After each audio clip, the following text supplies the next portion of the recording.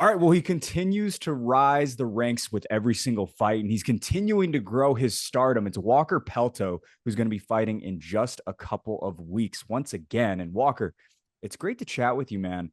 How have you been feeling post that second fight just a couple of weeks ago? I've been feeling good. It's been awesome, getting back into the community, talking to everybody. It's nice that to see people come to our gym.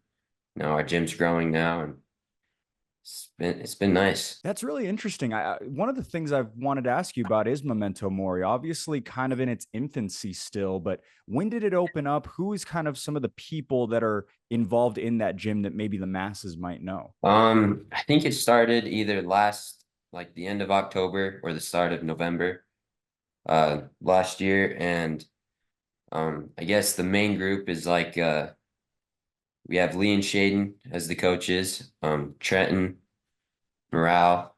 He's one of the core people.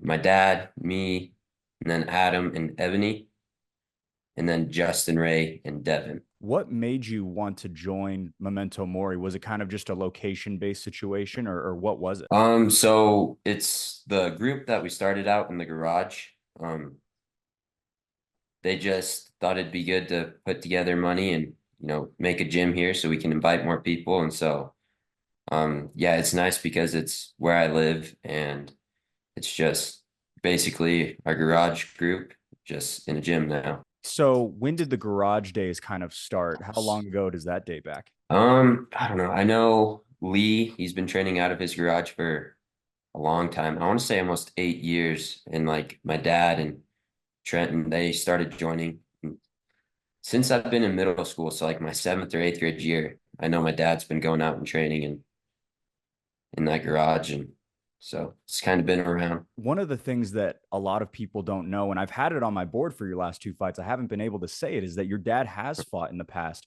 You were younger at the time, I believe still in high school, if I'm not mistaken. What was that like watching your dad walk into a cage when you were still just a young kid in high school wrestling? Oh, it was awesome. Like I remember I was getting emotional as he was walking out and got into the cage just because like the love and support from everybody and just like it's cool to see him put all his practice and hard work, you know, into the cage and to present it to everybody. It was a very cool feeling. Do you ever get the chance to mess with him a little bit and be like, hey, man, I'm 2-0 now. You're only 1-0. You got to pick those numbers Oh up? yeah, we're always messing around and just goofing off, talking trash, and it's fun. Is your dad the reason that you got interested in combat sports in general? Kind of. I know I wrestled in like elementary and I took a break from it once I hit middle school, but once my dad started getting into jiu-jitsu again, like yeah, and MMA after his first fight, that's when I started falling in love with jiu-jitsu and MMA. You mentioned that you did wrestling and stuff. What kind of got you on the mats in general to start things out? Yeah, wrestling's definitely like the main reason why is just I love that physical sport and like I loved football too, so just anything physical, I guess. And kind of when I started jiu-jitsu, like my coaches always they destroyed me. It was just I had to learn defense first, but after that, once I started rolling around with new people, just realizing like my wrestling really helped me progress into jiu-jitsu, and then that helped me get more into MMA and I guess enjoy it, fall in love with it. So obviously MMA is the primary sport right now, but I am curious about your football career. Did you reach similar accolades as you did? Oh, I'm just seeing also a Detroit Lions shirt. Is Oh that the yeah, team? yeah, that is the team. So I don't know if you know this. Zach Partridge and Jason Laporte, who calls the fights with me, are the two biggest Detroit Lions fans I've ever met. Really? They're massive, massive fans, and their radio play-by-play guy is one of my favorites in the entire industry, Dan Miller. And so Really? there's a lot of ties and fears to the Detroit Lions. I'm curious, what is it about the Detroit Lions that has made you a fan over the years? My dad, he used to live in Michigan, and so he's kind of brought the Lions into Michigan love over here. And then ever since I've been little, it's just been the Lions, even though they weren't good. It's just, I've always loved it. Matthew Stafford and Calvin Johnson were my favorite players. So That being said, what do you make of, and we'll get back on the MMA track in just a second, but I am very Yeah. curious of this. What do you make of kind of this uptick in the Lions? Obviously, for years and years, they were arguably a bottom three team in the entire Oh, NFL. And yeah. all of a sudden, Dan Campbell and company have turned this thing completely around. And It's super cool. I don't know. I think they're like fairly young and they have the experience with some of the older players, but I think they're just working together and they're finally clicking as a team, just making it work. I love it. that's fantastic. I absolutely love seeing another Detroit Lions shirt because it's kind of weird that there's so many people involved with Fierce that love the Detroit Lions for one reason or another. But anyways, we'll get back on track. How far did you go in the sport of football? Did you ever consider playing collegiately or anything like that? Uh, yeah, initially that was the goal. I was small and super chubby my first like 3 years of football, but after my junior year, I played JV my junior year, and I just remember thinking, I can do a lot better. And so that following summer and year, I put a ton of work towards football and wrestling. And then my senior year, I was able to be the linebacker, and it was super fun. And our team did great, and we ended up winning state for the first time in school history. And so it was awesome. I wish I could go back. So you're not just a state champion wrestler, you're also a state champion football player as well. That's incredible. Yeah, it was awesome. Obviously, our last show was up at Bear Lake, just Mhm. 30 minutes or so away from where you reside. And so many people there were there to watch you perform. And obviously, you could hear it from the crowd.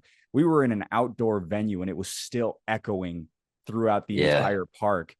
What did that mean to you? I saw your social media post that it meant the world to you, but if you could just put it into context, a couple of weeks removed now, what did that mean to you? It means a lot because like our community is fairly small, but like there's always been that love and support. And so, throughout football and wrestling, just having people I don't even really know just, come and congratulate me or, follow my journey.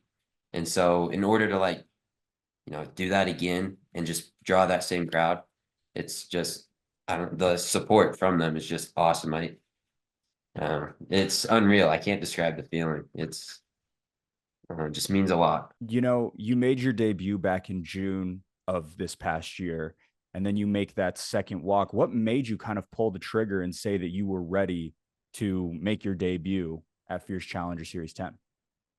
Um, I don't know. I was training for a little bit and like I was just at a point where I was like, all right, I need to get my physical health back together. I let myself get pretty big and like I quit working out for a minute and I just didn't like it. And so figured a fight was a good goal I had in mind. And like I don't know, I just can't think of a better way to like spend my time other than like training with my buddies. And so I was looking and there was going to be a fight in Logan for Fierce. And I was like, that's the one I want. I know I can, have people come out and support me. It's not a far drive for family and friends. And so I set my goal that that's when I was going to fight. Then it got moved, which was totally fine because I still had a good turnout of uh, friends and family. So um, that the Logan venue, I guess, is what made me pull the trigger if that's when I wanted to go. Did you feel fully equipped and ready to go in that fight, or were there some butterflies given, obviously, that this was your debut and this was your first time, and you had a lot of people kind of rallying around you? Yeah, about 3 weeks out, and it happened this like last fight camp too. About 3 weeks out, I just start really questioning, like, man, did I put in enough work? Did I, like, I could be humiliated in front of everybody. Like, I start getting those doubts, but again, it's just like I know those people are there for me. So once I get past that, it's fine. You just mentioned a couple minutes ago about this journey that you're on. What are the goals and accolades that you want to reach in this sport? Some people, it's, I want to be a world champion. I want to go to the UFC. Other people I've talked to say, I don't think I'm ever even going to make that jump up to pro. I enjoy being an amateur. This is a fun thing that I do on the side. What are the career goals for you in terms of MMA? I mean, obviously going pro and like fighting for a big promotion is my dream. Right now, I have it to where I'd like to hold the belt before next summer. I've been telling like coaches, like, I'll have the belt by next summer. and just like keeping that as my goal. And then when I do have the belt, I'd like to defend it like 4 or 5 times and then move up to pro. You were quite dominant a couple weeks ago against Micah Murdoch, and as many people know, Micah took that fight on just 7 days notice. Yeah. A seven, or not even 7 days notice, a 7 day turnaround from fighting the week Yeah. prior. Didn't take a lot of damage in that fight, but nonetheless, what was your reaction when you realized, oh my gosh, this kid is going to turn around and fight from one Saturday to the next? It was awesome. Like I earned a lot of respect for Micah. Like that's awesome just to accept it on 7 days, or like 6 days notice, I think. And like to turn around, that's super impressive because I know a lot of people wouldn't do that. And so I got nervous because I was like, man, he's like obviously just dominated in his last fight. And so I was kind of nervous. Like, he's up for it, but then again, I was like, you know what? I've got to fight. I'm grateful for the fight. And so it's just after that, I just got back into, you know, we're gonna continue with the game plan and execute from there. It's so interesting because originally the opponent was Michael Pfeiffer, who's another rising star at 185 pounds for amateurs in the Yeah. state. He's primarily more so a striker than anything. And then you have to completely flip the script because you're now facing Michael Murdoch, who's more of a wrestler, kind of competing against your skill acumen as well. So, what was Yeah. that like, kind of having to change the game plan on such short notice as well? I don't know. The game plan kind of stayed the same. You know, exhaust them, break them down in the first round, stick with our wrestling, what we know, what we're comfortable with, and then open up some striking maybe in the second and third. But with Micah, it was more of like you know, I just need to out wrestle him and I'll be fine. Because like I don't know, his striking, he does have some striking, but it was just I know it's gonna go to the ground and I'm comfortable with the ground, so I didn't get too worked up over it. One thing that I really wanted to ask you, and I want to ask every fighter this, but what was it like competing outside? Because that's something that probably, I mean, outside of the football world, you have never really had to do before. And it probably also was pretty freezing out there given, the wardrobe that you sport going into the cage. Yeah, I don't know. I stayed fairly warm in the tent. I had to put on a hoodie and almost put on the sweats. And so that was different, just staying warm because you could cool off really fast. Um, Once I walked out, uh, I didn't even think about the weather. The only thing I've noticed was the mat was a little slick at first. Yeah. And then after that, I didn't give it much thought until after I got cold. Once I cooled off, it was super cool.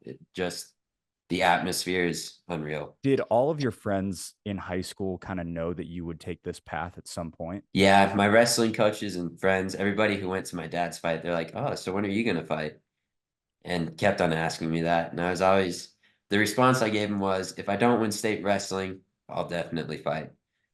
And just kind of as a like, it's gonna happen. You're going to be fighting again before the end of the year. Can you tell us just a little bit about that and what you're looking forward to in this third walk in about 6 months? Yeah, I'm really excited for the venue. The venue's super cool. Um, I want to make another dominating performance. And so I don't know, just working on a lot of striking and transitions in from striking into takedowns and just maintaining dominant position. How has it been kind of installing more striking into your game? Obviously, that's a little bit more foreign to you, but how has it been over the years kind of picking up that aspect of MMA? It's super exciting. I really enjoy it. Like I like messing around with my friends or my dad and just kind of flow sparring, trying dumb dumb combos or silly moves and like going with that. I'd like to implement it more into my game plan, but once I get into the cage, it kind of just goes into like like just what I know best, like muscle memory. But I'm working on bringing it into my game more. But I've liked it. I've enjoyed it. It does get frustrating because there's small details that make a huge difference. But other than that, it's been super fun. Again, this is going to be your third fight in a pretty short window of time. You mentioned that you want to win the belt by next year. What What is it about right now that makes you just want to get as many reps as you possibly can very early on in the amateur career? Well, with like wrestling, mat time is always super important. The more mat time you get, the better you're going to be. And so my coach, Lee Critchlow, he's always talking about once you're in shape, stay in shape and fight as many fights as you can, especially where I'm young and my body is healing a lot faster than others. Just, keep it up and see how far you can get. What do you make of your opposition coming into this next fight? Obviously, he's had a handful of fights and had some recent success as well. Do you think this is maybe your toughest test yet, given that he has the most experience of anyone you faced across the cage? Yeah, he's gonna be tough. Uh, I watched his fight at Steel Fist when Ebony fought, and I remember thinking like, fighting him would be a good, fun, a good fight. And so I'm super excited for it. He's super strong. He's very strong. Um, but no, he's a heavy hitter and he has some wrestling background. He has good hips. So I'm curious to see how that'll be against my wrestling and just how it'll go from there. Well, we absolutely cannot wait to see the style clash. Once again, Walker Pelto already growing into a star here in the amateur MMA scene and continuing to build up the resume with every single walk. Coming back in just a couple of weeks as well. Walker, thank you so much for the time. Really appreciate it. Is there anyone you want to give a thank you to, any sponsors or anything like that? I want to thank Fierce. You guys have been awesome. I can't thank you guys enough for the opportunities. My coaches, Lee and Shaden, and like my dad, Trenton, and Adam and Ebony for helping me train and putting in countless rounds, and family and friends for all their support.